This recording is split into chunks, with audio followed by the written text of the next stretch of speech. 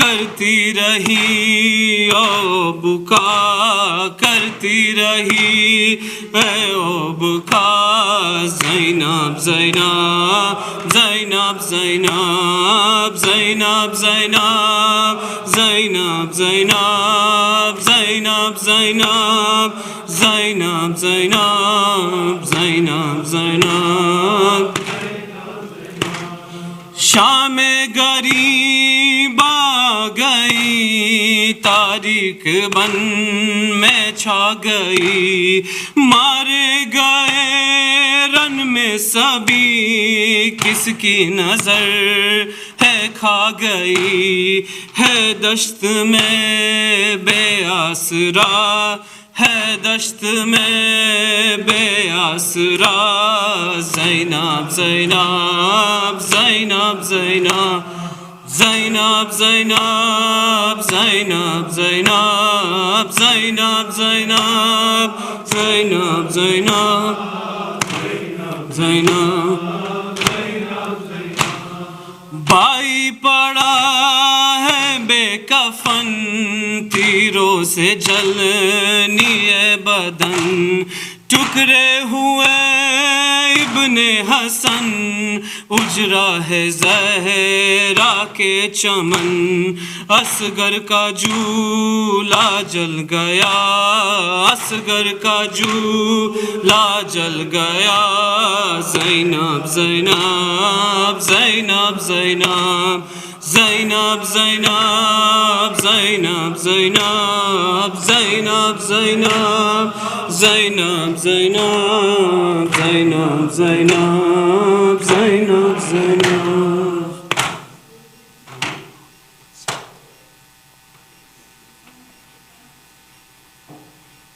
Muhammad wa ali Muhammad salawat.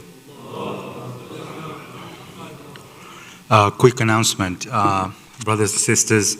The management committee is working very hard right now to prepare for our programming, inshallah, in the next couple of months, including Ramadan, especially Ramadan. We would like to find out from the community what your take is on all of this. Inshallah, right now as we speak, there is an email that has been scheduled to go out, and there will be a couple of surveys in it. I am humbly requesting all of you to take a minute out of your time tonight or this weekend, fill out the survey, give us your feedback so that we can take that into account while we are planning our Ramadan programming, as well as before, pre and post Ramadan. Secondly, we know that vaccination is now available, alhamdulillah, for quite a few people. We want to start keeping count of how many people in our community have been vaccinated.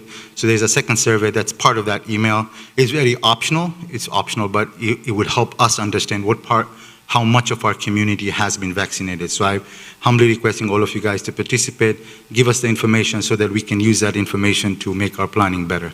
Assalamu alaikum wa rahmatullahi wa barakatuh.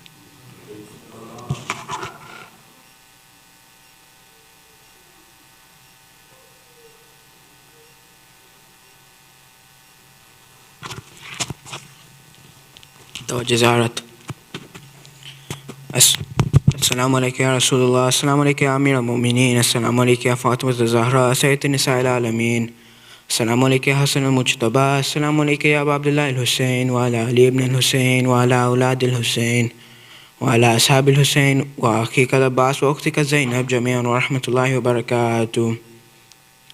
السلام علیکم یا ائمۃ المسلمین علی ابن الحسین محمد ابن علی وجعفر ابن محمد وموسى ابن جعفر وعلی ابن موسى ومحمد ابن علی وعلی ابن محمد والحسن ابن علی. السلام علیکم یا صاحب العصر والزمان سیدی علمان علمان علمان. السلام علیکم ورحمۃ اللہ وبرکاتہ. اللہم کل ولیک الحجت ابن الحسن صلواتک علیہ وعلی آبائہ في هذه الساعة وفي كل ساعة وحافظا وقائدا وناصرا دليلا وعينا حتى تسكنه أرضك طوعا تمتعه فيها طويلا برحمتك يا أرحم الراحمين.